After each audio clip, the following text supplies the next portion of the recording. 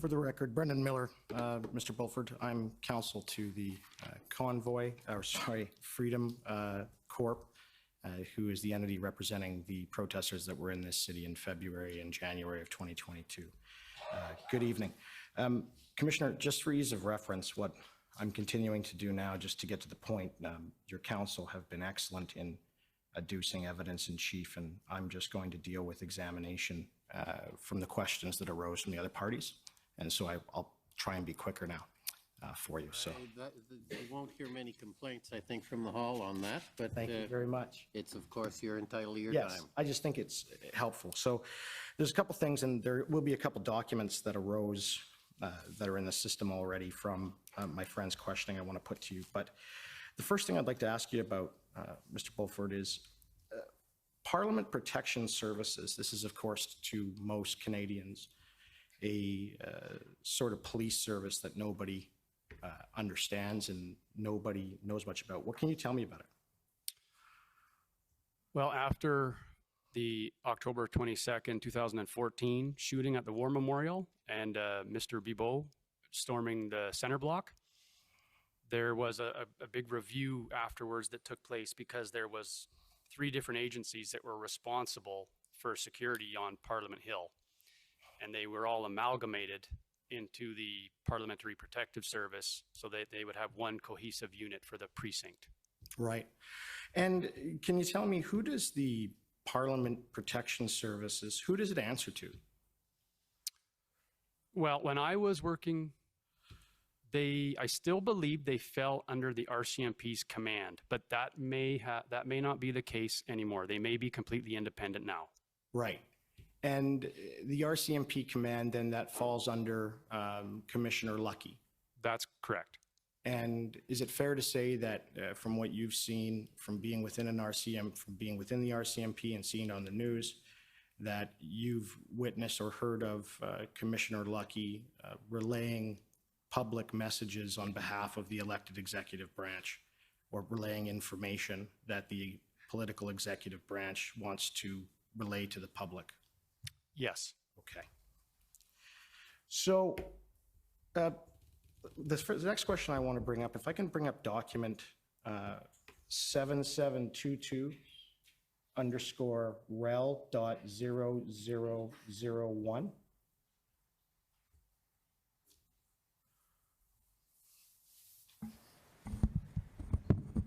Council, are you referring to text messages? The text messages, yes. So it's going, and I'll have to get the other one too. So it's 7724 is the next one, just so you know.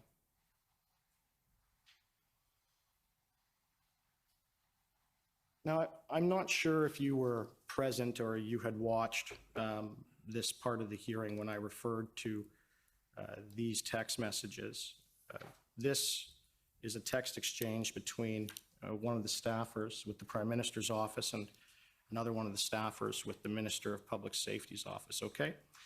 And this is, in this context, the staffer with the Prime Minister's office states to the staffer with the Public Safety Minister's office that got a quick response, people are into it, let me know if your boss is too, boss being the Minister of Public Safety. Happy to help however I can.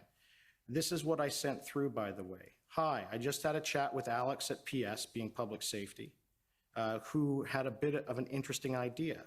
As you saw in the pod goals chat, the trucker convoy and some of their more extreme comments calling for January 6th style insurrection are getting more coverage in the media. Alex was surveying whether there would be some interest in his boss doing some media on this eventually. He was chatting with Mendicino about it right before he went into a cabinet retreat. And can you agree the cabinet retreat was on January 24th? Were you aware of that? That sounds accurate. Yeah, of 2002. And there he goes on. I think there could be an opportunity to get in on this growing narrative of the truckers, particularly with the research that LRB is doing into their backers. Do you know who the LRB is? No.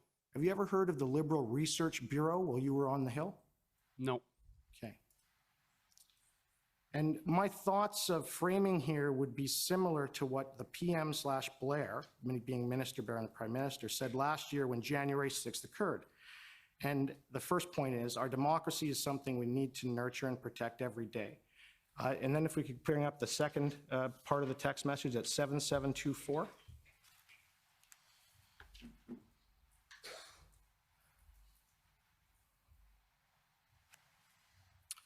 And then it goes on, and this is the points that are being relayed, or that is essentially going to be the narrative. We will always support the right to peaceful protest, and some of the calls that organizers of these events are making are concerning, and we'll take them seriously, would need something to back this up. We'll continue to monitor the situation closely. The fine line to walk would be to ensure we are not looking like we're directing the police, which obviously is not the goal here.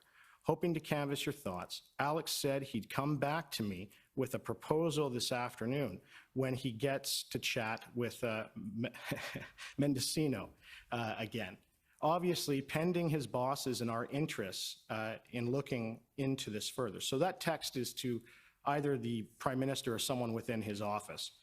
And they're explaining what Alex, the Chief of Staff for the Public Safety Minister, has come up with. And he responds, thanks. I had an initial chat with my boss and he's supportive, but wants to wait a day or two. There's a danger that if we come down too hard, they might push out the crazies, being, I think, the far extreme fractions online they were talking about. I think that's fair. She responds, apparently, Global and others are working on stories. Maybe we see how those land. So you had mentioned that you don't trust legacy media, and you mentioned Global News, and that's one of them. Yes, that's true. Okay. Now, I've sent this around. I'm not going to try and move this article into evidence at this juncture. But did you know that the following day, Global released a news article titled January 6th event, or that there was going to be a potential January type 6th event on during the Ottawa convoy. And they managed to get Parliament Protection Services to comment. And what was reiterated was one of the points in that text message. So again, I'm asking you, if the government was going to try and relay a narrative, from your experience from working on the Hill in law enforcement, would they use something like the Parliamentary Protection Services to relay a narrative? I can't say for certain. All of my experience with the Parliamentary Protective Service is I've never seen anything political from them because they're limited in scope. Okay. And so the Parliamentary Protective Services reiterate, and I'll just read it in. I'm just trying to pull it up again. I'm not sure you got much from the witness about the parliamentary. Right.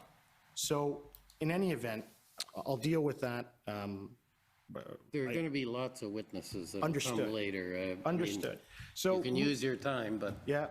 So moving on, essentially the Parliamentary Protective Services in this article states that they're wary of the security and they won't talk about further matters in order to keep people safe.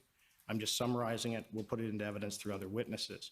But is it concerning to you that, you know, coming from this issue with misinformation that you're concerned about and you've testified to, that the elected executive branch has identified knowing about news articles and what they're going to be about before they come out? And what's the evidence of that? Directly in the text messages, they said that Global's running a piece on it. It was on January 24th, of which that was, and the news article I'm speaking of was on January 25th.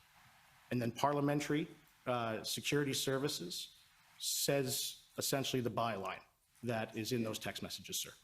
and I'll put that into evidence, and I'm just asking if it concerns him, if that's the case. That's I'm it. just trying to understand where the evidence is for that.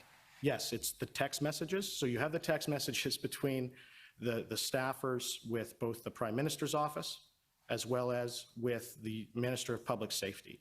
Yes. They then say what the narrative is going to be. They then say that Global is going to be running this story. And then when Global runs the story, they quote Parliamentary Protective Services, citing basically one of the lines in the text messages, sir. I'm not sure I understand the link at all in the way you describe it, but the record is clear, so we'll Yes. leave it. So with respect to that, if that is the case, is that something that concerns you?